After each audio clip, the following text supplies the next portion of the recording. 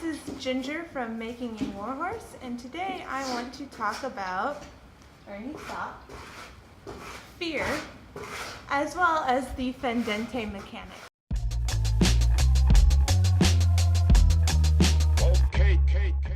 So the mechanics of the Fendente is basically you're just going to be lowering your elbow, and this is the first step, and getting your sword vertical. So it's kind of just a subtle movement. It's almost like you're trying to keep a towel under your arm and you don't want it to move. Another thing to think about is moving the sword around your ear. It's almost as if your sword is pinned to your ear here. So once you get it here, all you're going to be doing is letting it fall forward. And the angle of the cut is sort of a diagonal. Fiore says the cut is from cheek to knee. So if you're in front of a mirror, you can imagine yourself cutting yourself from cheek to knee. And the follow through, if you're on the ground, obviously this is not something for horseback, but if you're on the ground, the follow through would be completely down. On horseback, you have your horse to think about, so you're going to be doing way more of a wide cut than you would be if you were on the ground.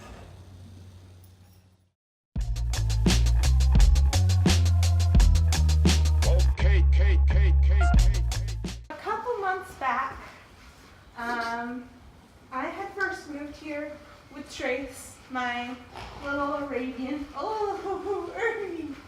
He loves this. I had just gotten a riding partner in my trainer. Oh my God. All right, hold up. We need a better tool for this, because this little curry is not gonna get rid of all of that mud. Months ago, I first moved here, and Trace was like a total rock star about the move. I decided that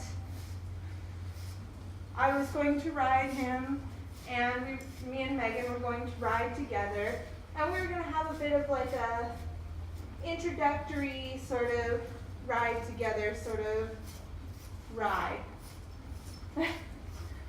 Very redundant, I know. So if you don't know me or Trace, Trace has to be lunged or else he gets silly. He's not mean about it, he just gets overwhelmed very easily and also excited very easily. Well, I lunge him for like maybe 5 minutes.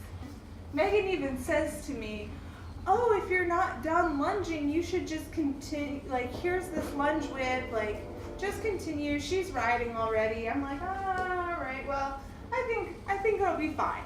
He's listening to me, right? Hello, darkness, my old friend. I've come to talk with you again. We start walking. He's totally calm. He's totally fine. And Megan is trotting at this point and cantering. And I'm like, ooh, I want to do a bit of a canter too. Well, a bit of a trot. We start to trot. He rushes the transition, but otherwise it's fine. We start trotting the other direction, and everything seems fine at first. He's rushing the transition again, which is like, par for the course for my horse. He acts like he's going to go into this nice smooth canter, which I wasn't about to stop him if he was going to do that. You know, let a young horse be a young horse. Then I start to feel him crow hop, and he continues to crow hop. I'm staying on by the good graces of just who freaking knows what. I go down this straightaway with him bucking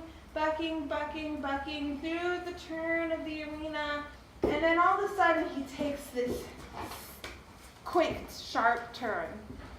And there I go, flying off the side. It was fine, he was excited, he was playing, whatever. The next time I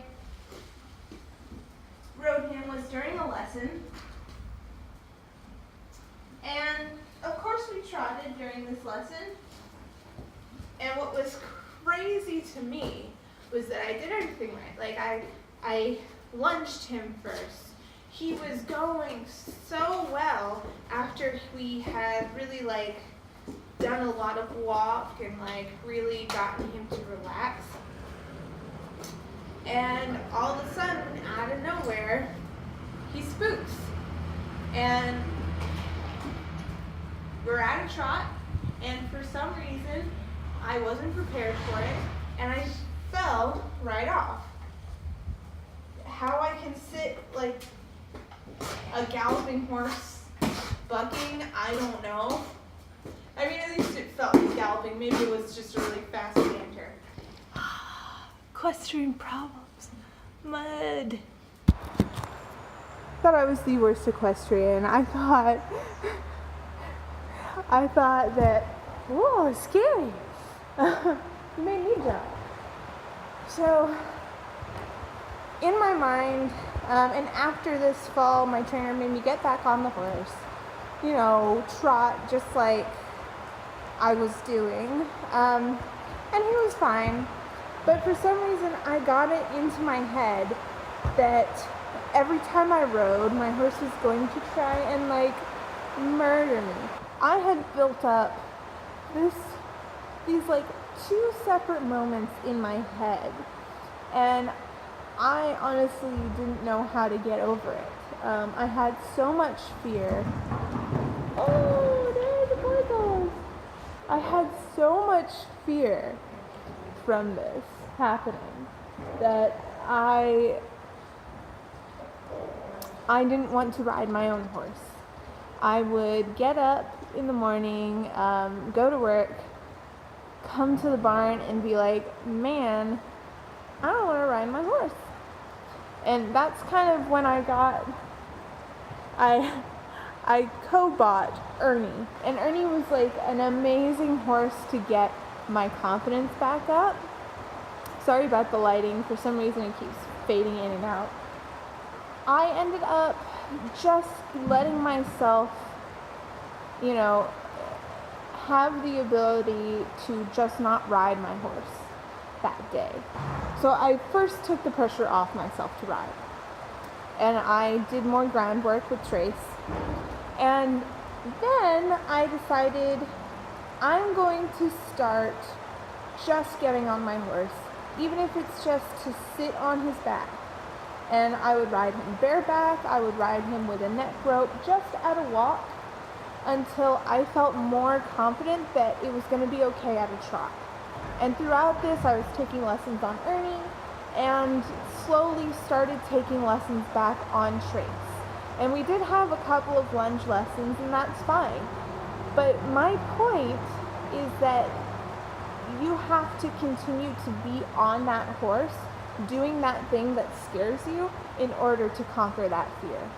And I won't lie, I haven't conquered that fear yet. You know, like there's always a part of me that's like, is my horse going to be silly today and decide he wants to run?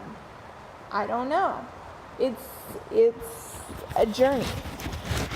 And unfortunately, there's not a whole lot that other people can say that will fix that in your brain, but there's something different for everyone. And I guarantee you that if you're struggling with fear right now, you will find something that will help you. And maybe this will help. All right, my horse doesn't love me. I'll talk to you guys later.